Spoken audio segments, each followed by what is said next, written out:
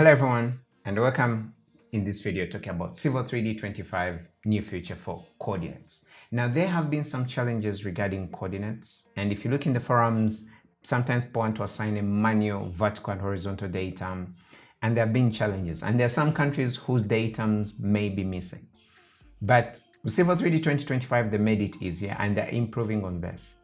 So one of the new features is you can type in Geo CS assign, and what this does is that it's going to load up an assignment coordinate system.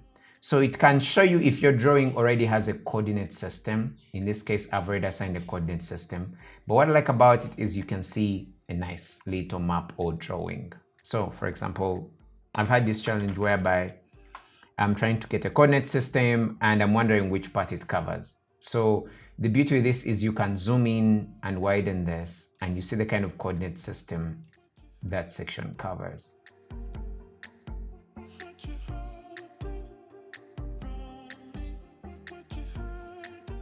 So for this case, I'm going to type in mine, which is 36N.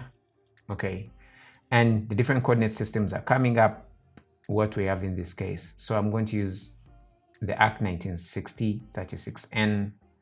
And you can see even under the country, it comes up, the coordinate system for that case, and you can assign it. Now you can also select if you want to do it an elevation coordinate system. Now, this is a bit more complicated, but it works for certain countries where you have an elevation coordinate system. I saw this come up in the forums where certain people just want to work with an elevation-based coordinate system. They don't want to work with a northing easting. But you know the future is now there.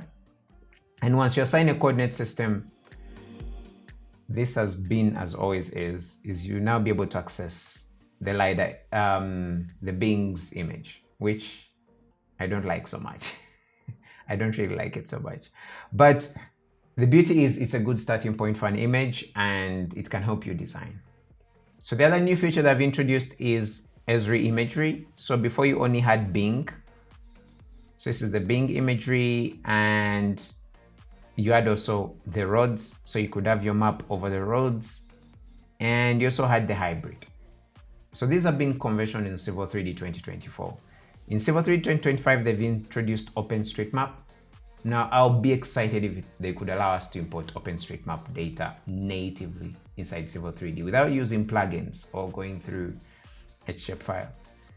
And this is good in case you're laying your data over, you want to lay it over OpenStreetMap. That's really good.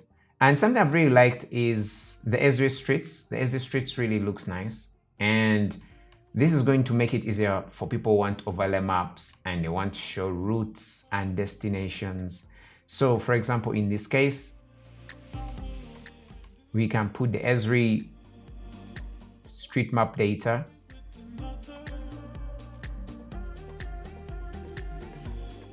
and you can have your design over the Esri street map data, which I think is really good.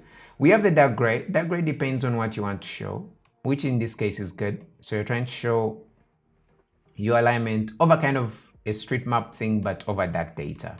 And this makes it easy when you're trying to explain to people and the towns are all there and they understand how the towns are connecting, which I think makes it very, very easy. And I like it. I like this feature in that creating maps in Civil 3D. You know, most cases when you're trying to extract a map and maybe you want to show the alignment routes, you don't really have to now go into GIS software. So you can have your routes here with all your diagrams and schematics.